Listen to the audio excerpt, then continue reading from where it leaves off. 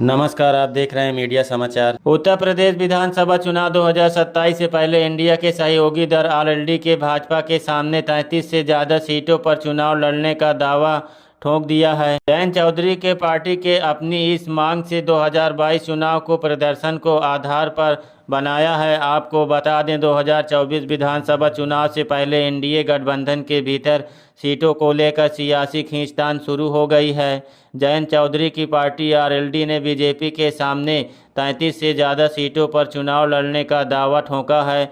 हालांकि भाजपा सूत्रों के मुताबिक पार्टी की आरएलडी को 20 से 25 सीट देने के पक्ष में है। आरएलडी ने आधिकारिक तौर पर कहा, पार्टी ने अपने कार्यकर्ताओं को चुनावी तैयारियों के लिए निर्देश दे दिए हैं और संगठन को 33 से ज़्यादा विधानसभा सीटों पर मजबूत करने की लक्ष्य दिया है।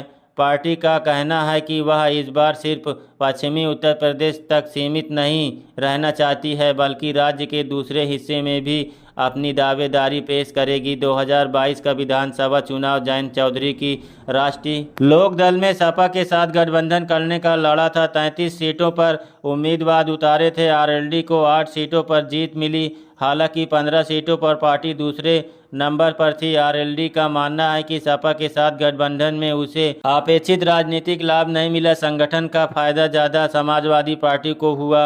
अब आरएलडी बीजेपी के साथ गठबंधन में अपने प्रदर्शन और संगठन की ताकत के आधार पर ज़्यादा सीटें मांग रहे हैं। जयंत चौधरी के करीबी नेताओं का कहना है, कुछ सालों में भाजपा के खिलाफ हुए किसान आंदोलन और अन्य विरोध प्रदर्शन के दौरान पार्टी की भूमिका वह अपनी वार्निंग पावर के तौर पर इस्तेमाल कर सकती है। जयंत चौधरी की पार्टी का दावा है यह भी कि पश्चिमी उत्तर प्रदेश में उसका सामाजिक आधार मजबूत है, जिसका फायदा गठबंधन के चुनाव में मिल सकता है। हालांकि आरएलडी अब सिर्फ पश्चिमी यूपी की सीटों तक सीमित नहीं रहना चाहती है। पार्टी पूर्वांचल में भी अपनी राजनीतिक जमीन तलाश रही है।